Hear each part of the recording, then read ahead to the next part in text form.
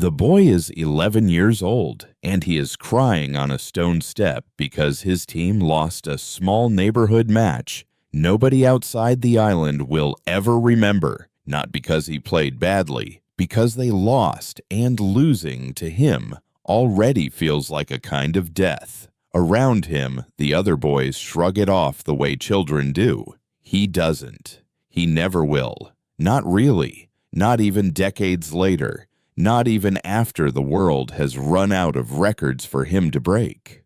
Pause. There is a house nearby with a tin roof and too many people crowded under it. A mother who cooks and cleans for other families before she comes home to cook and clean for her own. A father whose best years were already behind him by the time this boy was born. There is hunger some nights. There is a ball, though always a ball, scuffed and half flat, rolling down cobblestone streets that slope straight into the Atlantic. Good evening, and thank you for spending this time with us. Tonight's story belongs to Cristiano Ronaldo dos Santos Aveiro, a name that would eventually mean something in nearly every country on earth, though on that stone step, it meant nothing at all. If a story like this one is the kind you enjoy, consider following along with us here.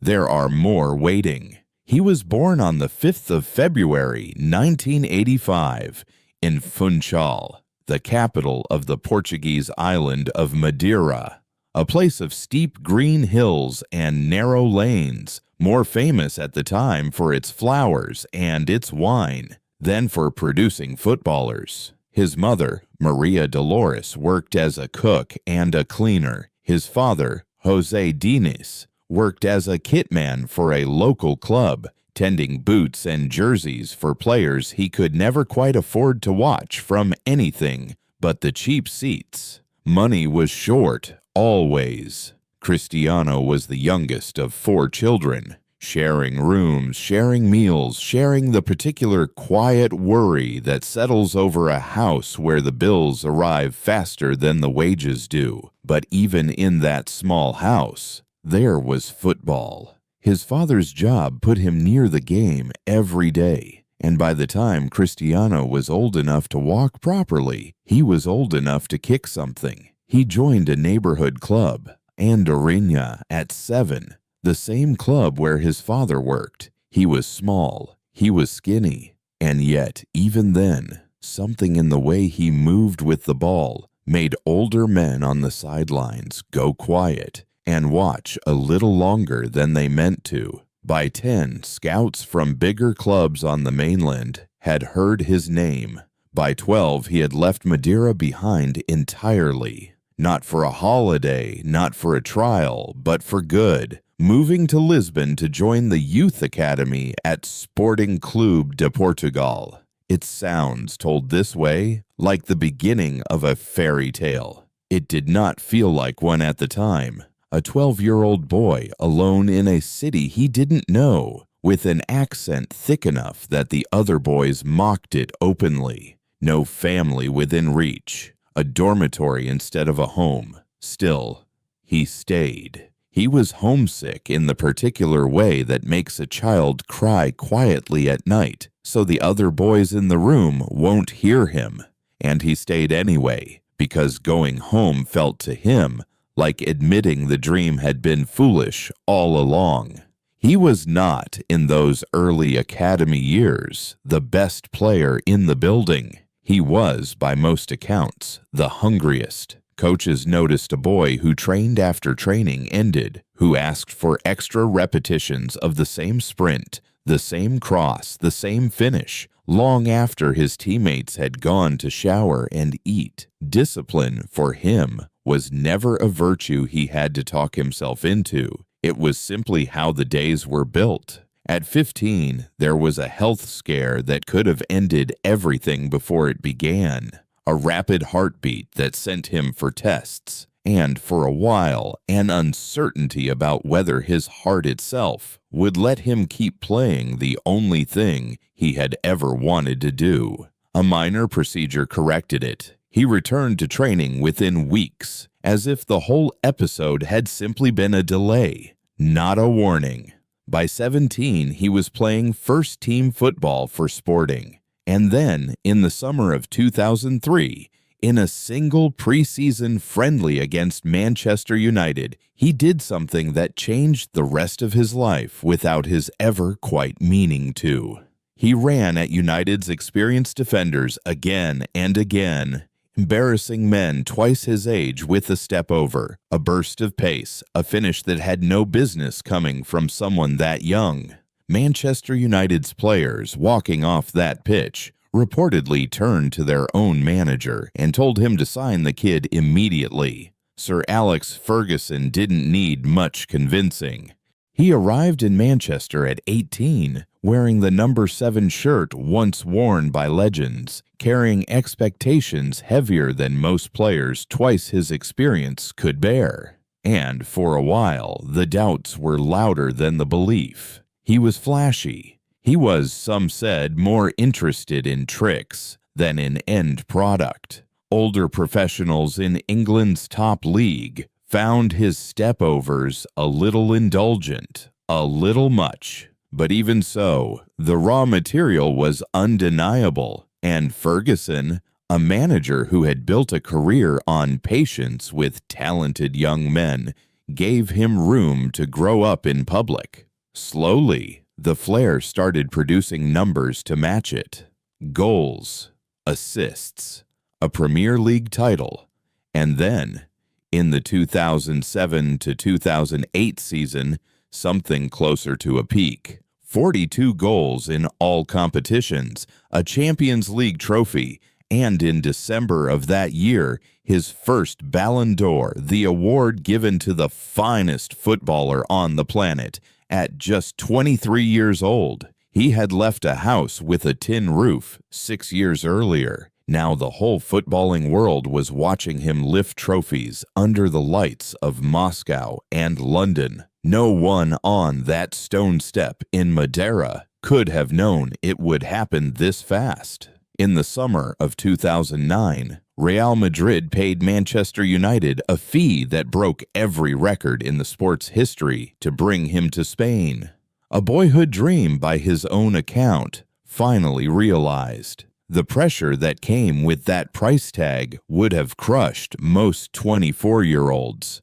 It didn't crush him. If anything, it seemed to feed something in him that had been there since the stone step. The refusal to be anything less than the best in the room. What followed at Real Madrid was 9 seasons that reshaped what people believed a single player could produce. 450 goals in 438 appearances, a rate that still, to statisticians, looks almost like a typing error. 4 Champions League titles, 2 league championships, 4 more Ballon d'Ors, 1 across a fierce career-long rivalry with Lionel Messi that pushed both men to heights neither might have reached alone. He became, during those Madrid years, the competition's all-time leading scorer in the Champions League, a record that still stands. But numbers alone were never really the story. The story was the boy who cried over a lost neighborhood match, still refusing, at 30, to accept anything as good enough.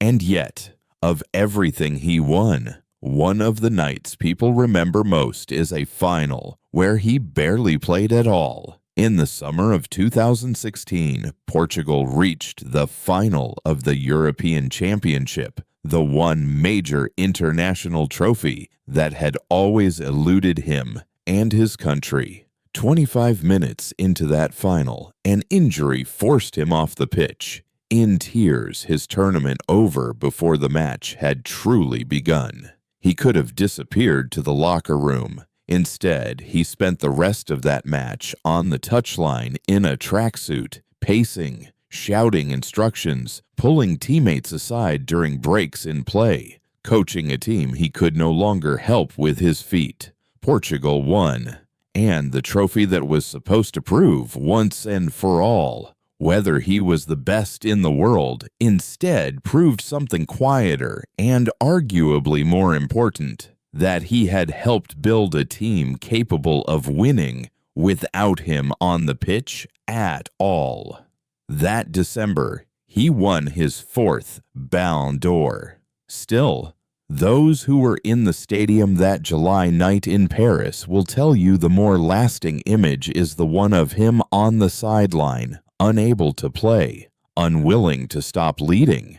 In 2018, he left Real Madrid for Juventus in Italy, a move that surprised a league accustomed to keeping him and delighted one that had never had a player of his stature. He won championships there too, scored past his 100th Italian goal, and kept adding to a list of records that had, by then, become almost impossible to fully catalog. There would be a complicated, emotional return to Manchester United in 2021. Older, still hungry, though the story there would not end as cleanly as it began. And then, in January of 2023, a move to Saudi Arabia's Al Nasser that reshaped the economics of global football and opened a door that a wave of other elite players would soon walk through behind him.